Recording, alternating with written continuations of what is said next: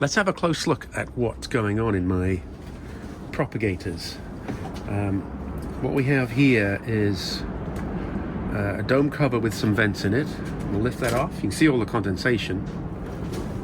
And this is a 38 cell tray, just fantastic. And I've got in here a whole range of cuttings. We've got a very nice antirrhinum. This is lotus.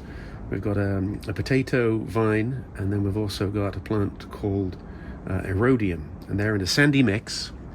And I'll show you in a moment, but beneath them I've got a lamp that puts a bit of heat on here through the night, and it's bottom heat, and it's just enough to keep it at 60-65 degrees, working beautifully.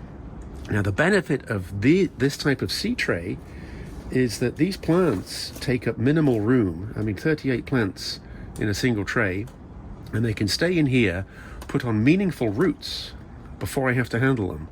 So I'm not disturbing them if they were growing in a pot. So I'm going to take you along for the ride. These are for a very special project that I plan to share with you in a few months' time. And these 4 plants will be featured in that project. But this is the way to go. You've got your 38 cells. You can see them right there, and they're in a tray that's nice and rigid. And then this is a canopy that goes on top. The nice thing about it is it has vents to let in some fresh air. Now, more exciting, I think, even though that is incredibly exciting, more exciting, I think, is this contraption. Now, what I've got is an aluminum plate for my American friends and an aluminium plate for my British friends. And what you can see underneath is I have a light bulb. It's a 60-watt light bulb, and I've got it on a high-density polyethylene frame with a lip, so that traps the heat, and it also stops water getting in there.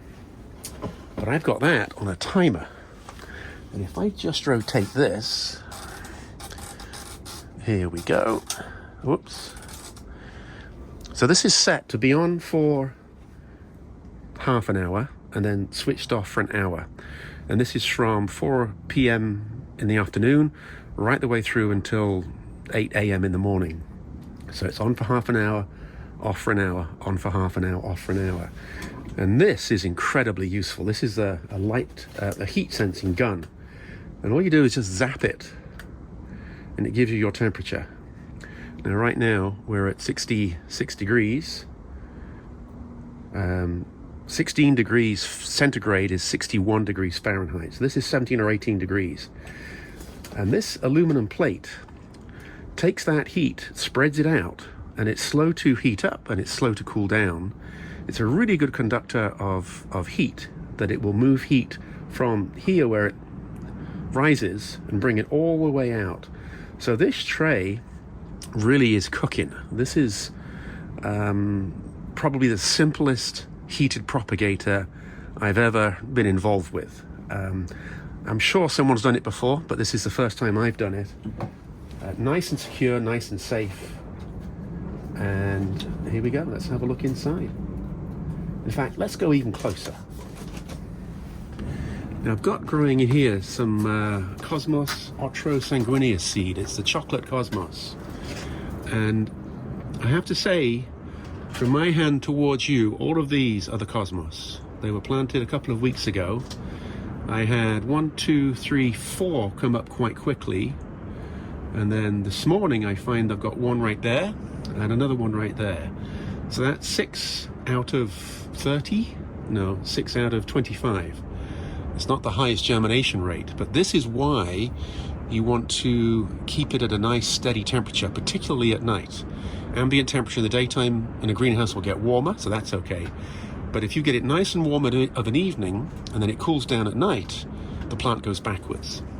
Now I'm going to take you off the camera pedestal and take you in for a close-up look, because this is something that I often see people do, and all I want is to help you get it right. You can see on the close-up here we've got 2 little tiny leaves, and there's another one with 2 little tiny leaves, and this whole thing emerges out of the seed pod. Now what you've got here is the seed pod is still intact. It's actually covering the leaves. And it's been like that for a few days. It's gradually emerged and grown. Do not try and take that seed pod off those leaves. No matter what you do, those leaves will get damaged and that will set the plant back. Just show some patience and you'll be rewarded with a nice little seedling. Now let's come over here and find ones that have recently emerged. Oh, there we go. There's one right there. You see that little line? Am I in the right place? I can't even find them. Oh, there we go. Better. So we got one right there. It too has got its seed pod attached to the end. And then there's another one right there. Yeah, it too's got the seed pod. So what we've learned from this is don't touch the seeds if they've got the seed pod attached to them. Be patient. These have been planted for a couple of weeks and they are now gradually starting to germinate. So don't be too quick to write off your production. Nothing wrong with a bit of patience. And I keep saying it, but patience is good. Patience is really, really good. Now I want to show you what I have in here. This was featured in an earlier video and it has been popping out plants like crazy. I've got figs growing in the back.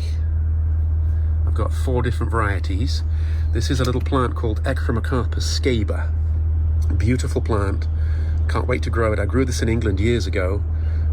All I need are 4 or 5 seedlings and that seems to be just about what I've got. I had hoped for a few more. But with seeds, they go a long way. You don't need a lot. And then really, really exciting down here is a Lapageria seed, which I've been growing for some time.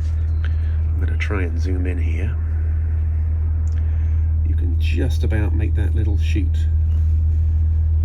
This is the pride and joy of my fancy pants propagator. More about that in a future video. What else have I got to show you in here? Oh yeah, let's just quickly zoom around. This is a whole tray of plants called Ceratifica. We've got a white and a pink. More about those later. Now what we have in the back here is all of the plants that I have overwintered and will go back into my courtyard. They're all on tick over. They're starting to come out of their winter slump with the increase in day length, increase in heat and increase in temperature, and intensity in the sunshine. They're starting to wake up and do their thing. It's not unsurprising that you get a few branches that are damaged. This is the ribbon plant. I'm delighted that that came through nicely. That Tecamanthi is going to be just beautiful. This is the Tibucina right there. And I've got various other things. Down here is another light creation that I made. This is a 200 watt heat lamp that's used for young chicks and animals in a farm. And it's been putting out heat for me as and when I need it beautifully.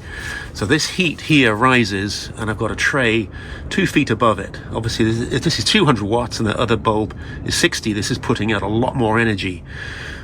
But the heat will rise from here, go to the bottom of the tray. If it keeps it at 60 degrees at night, we are just fine. And then like the other one, this one can be set with a timer where it can come on of an evening and easily switch off and then right back on again. The reason that I talk about this is that it's really easy to analyze heat requirements for your plants. I want the temperature in this area to be 50 degrees minimum, maybe 48. But if I can put more heat on these and get these up to 60 or 65 degrees, then that heat is doing 2 purposes. It's heating up this tray, but then it's also going into the whole area. So I'm very happy about that. I want to go and show you some more plants. So this is in the other part of my greenhouse where it's a little bit cooler. There's no heat here at night. So all these plants are on the hardier side. They're not frost proof. This is the lotus, which I took a whole bunch of cuttings from. Here's some figs that have been growing. These have all gone through the propagator, and now they can get real sunshine and really start to put on growth. This is the Lapageria doing very nicely. Nicotiana, Geranium, Salvia, Trichurtis. We've got all sorts of deliciousness. I think you get the gist of it. I think you do. So this time of spring, we're, I don't know, 4, maybe 6 weeks away from the last frost. If you wait until the last frost to do stuff, you're missing out. And that's why having a cold greenhouse gets you 6 weeks earlier. All of these plants will get loved and cared for, and then when they get put out into the garden, they can go off like crazy. So thank you so much for watching. If you've got any questions about plants that you want to grow, plants that you would like to be featured, please let me know. And if I can help you, I absolutely will. All right, bye for now.